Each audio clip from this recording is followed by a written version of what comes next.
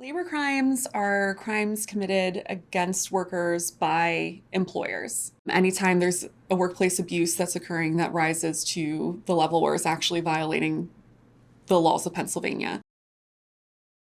A recent example of a case that the Labor Crimes Unit has worked on is a case against a moving company. They had them working sometimes 80 hours a week and were not paying them either at all or sometimes underpaying them, like not paying them for their overtime or missing hours that they were supposed to have been paid for. We found out about this case from one of our partner organizations, the Scheller Center for Social Justice, along with the Pennsylvania Department of Labor and Industry, let us know that they had a wage theft case that they were looking into. A lot of times people are afraid to come forward, but these individuals decided that it was important to get justice for what they were going through. So they came forward and gave statements to our detective. He did some digging into the paperwork of this company, and he came to realize that they were not paying unemployment compensation. They were not paying workers' compensation. They were not paying the correct tax documents.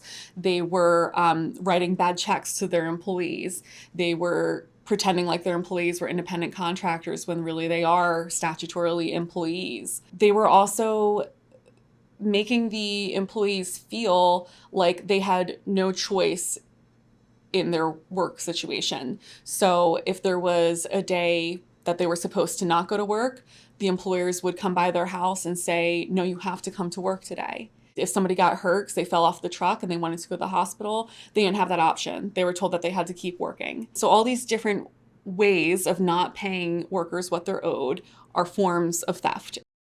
I was looking for work as a carpenter apprentice, and I came across this company that took me in as a laborer, and I worked with them for about a couple years.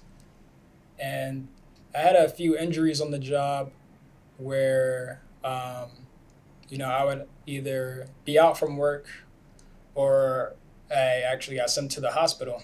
And that one time at the hospital, uh, gave me a $17,000 hospital bill, which I had no assistance with, and I've lost work because of this injury.